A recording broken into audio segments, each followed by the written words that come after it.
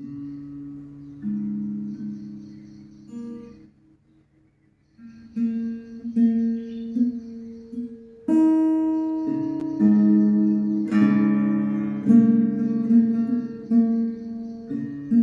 Everyone, welcome back to Mind Your body.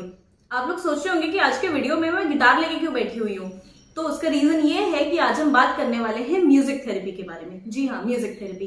तो चलिए जल्दी से स्टार्ट करते हैं आज का वीडियो। बाकी की थेरेपीज की तरह म्यूजिक थेरेपी जो है वो भी एक तरीके की थेरेपी है जो हमारे फिजिकल और हमारे इमोशनल और हमारे सोशल, कॉग्निटिव, ये सारे फंक्शंस को इम्प्रूव करने में हेल्प करती है। अब हम बात करते हैं कि म्यूजिक थेरेपी एक्चुअली में आई कहाँ से। तो बहुत ही पुराने समय से, पुराने टाइम से अलग अलग जगहों पे म्यूजिक थेरेपी का यूज होता है। उस टाइम पे इसको एग्जैक्टली थेरेपी का नाम नहीं दिया गया था, बट फिर भी इसको एज अ थेरेपी यूज किया जाता था। जैसे कि एंशिएंट ग्रीस, यानी कि पुराना जो ग्रीस था, वहां पे म्यूजिक थेरेपी को यूज किया जाता था। सोल्जर्स जो थे उनको कामिंग और पीस लाने के लिए, ठीक है, उनको काम करने के लिए, क्योंकि वो पूरे टाइम स्ट्रेस में रहते थे, लड़ाइयां लड़ते थे, तो उनके लिए। उसी तरीके से एंशिएंट इजिप्ट, यानी कि जो इजिप्ट सिविलाइजेशन थी, वहां पे एंशिएंट इजिप्ट पुराना जो था, वहां पे भी यूज होता था कामिंग इफेक्ट के लिए म्यूजिक। उसके अलावा और भी अलग अलग जगहों पे म्यूजिक अलग अलग फॉर्म में, अलग अलग यूज में आता था। बट जो एक्चुअली में music as a therapy properly hospital setup में, क्लिनिकल सेटअप में यूज होना शुरू हुआ था, वो हुआ था अर्ली 20th सेंचुरी में, यानी कि 1920s 30s के आसपास, जिस टाइम पे world war one, specially world war one के टाइम पे स्टार्ट हुआ था। उस टाइम पे म्यूजिक को यूज किया जाता था as a therapy clinical settings में। जो सोल्जर्स थे, वर्ल्ड वॉर में जो सोल्जर्स थे, उनका कामिंग इफेक्ट के लिए और उनका पेन कम करने के लिए, ठीक है। तो वहां से हमारा एक्चुअली में as a treatment, proper therapy के फॉर्म में म्यूजिक रिकॉग्नाइज हुआ और यूज होना शुरू हुआ। आज भी अलग अलग तरीके के म्यूजिक थेरेपीज हैं जो कि बहुत सारी कंडीशंस में हमारी हेल्प करते हैं। उसके बारे में मैं बात करूंगी, ठीक है। तो सबसे पहले हम बात करते हैं कि म्यूजिक थेरेपी से फायदा क्या क्या होता है। तो सबसे पहले जो इसका फायदा होता है वो हम जैसे कि देख रहे हैं कि एंशिएंट सिविलाइजेशंस में भी हो रहा है, soothing effect, calming effect, anxiety कम करना, है ना।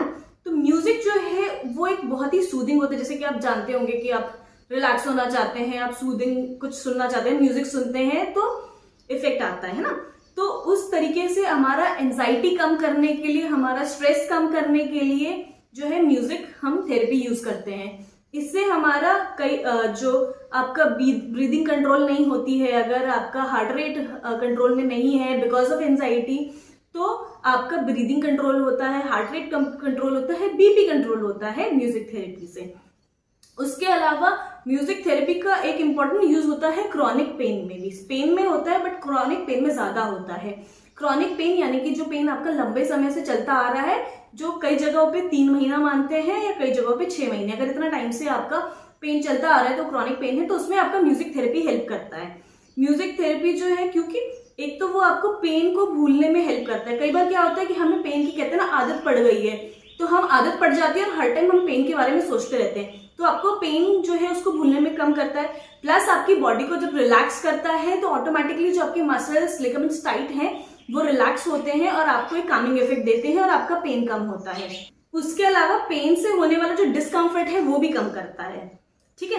नेक्स्ट इफेक्ट है इसका मोटर स्किल इंप्रूवमेंट, यानी कि मोटर स्किल्स में हमारा आ जाता है कुछ लिखना आ गया, पकड़ना आ गया, उसके अलावा कोऑर्डिनेशन आ गया। हमारा कोऑर्डिनेशन यानी कि प्रॉपरली हम एक चीज को किस तरीके से उठा के कहीं पे रख रहे हैं, हम खाना कैसे खा रहे हैं।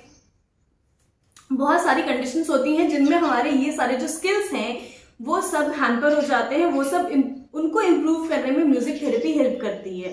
तो मोटर स्किल्स जो है हमारे, जितने मतलब हम अपनी मांसपेशियों से, हम अपने हाथ पैरों से जो काम कर रहे हैं, हमारे मोटर वर्क, उसको इम्प्रूव करने में म्यूजिक थेरेपी हेल्प करती है।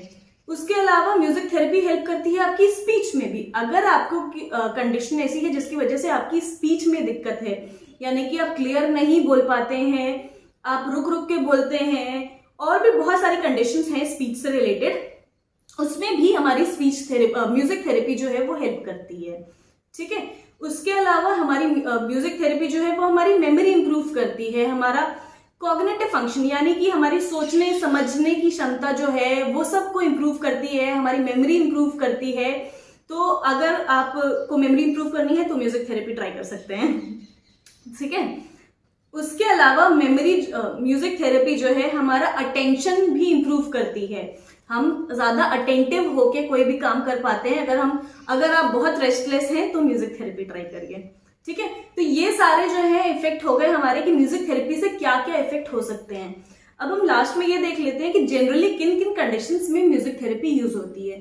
तो म्यूजिक थेरेपी तब से मैं बता रही हूँ कि बहुत जगहों पे यूज किया जाएगा, कामिंग के लिए, सूदिंग के लिए, पीसफुल माइंड के लिए। तो जो भी एंजाइटी रिलेटेड कंडीशंस हैं, जो भी अगर डिप्रेशन है आपको, उसके अलावा पीटीएसडी यानी कि पोस्ट ट्रॉमेटिक स्ट्रेस डिसऑर्डर, जैसे कि मैंने बताया कि वर्ल्ड वॉर 1 में यूज हुआ था, तो वो पीटीएसडी के पेशेंट्स में भी यूज हुआ था। तो म्यूजिक थेरेपी इन सारी कंडीशंस में हेल्प करता है। उसके अलावा मैंने बताया कि जो भी प्रॉब्लम्स है जिनमें आपका मोटर स्किल हैम्पर होता है या आपका कॉग्निटिव फंक्शन हैम्पर होता है, आपकी मेमोरी हैम्पर होती है, जैसे कि एल्जाइमर्स हो गया, पार्किंसंस डिजीज हो गई, ये सारी चीजों में भी आपका जो म्यूजिक थेरेपी है वो हेल्प करती है। उसके अलावा क्रॉनिक पेन, जो मैंने बताया आपको कि क्रॉनिक पेन में भी म्यूजिक थेरेपी काफी हेल्प करती है। तो ये सब कंडीशंस हैं जिनमें म्यूजिक थेरेपी हमारी हेल्प करती है। तो इसी के साथ आज का वीडियो आज हम खत्म करते हैं। आई होप आप लोग कोई ना कोई म्यूजिक थेरेपी ट्राई करेंगे।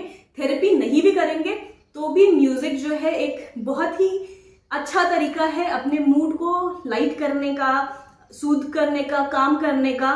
तो कोई ना कोई म्यूजिकल इंस्ट्रूमेंट ट्राई करें आप। जैसे कि मैं देख रहे हैं कि मैं अभी सीखना स्टार्ट किया है, तो अभी कोई ना कोई म्यूजिकल इंस्ट्रूमेंट ट्राई कर सकते हैं। अगर आता है तो प्रैक्टिस कर सकते हैं, और नहीं आता है तो गाने सुन सकते हैं। ठीक है, आज के वीडियो के लिए इतना ही। मिलते हैं नेक्स्ट वीडियो में। Bye bye.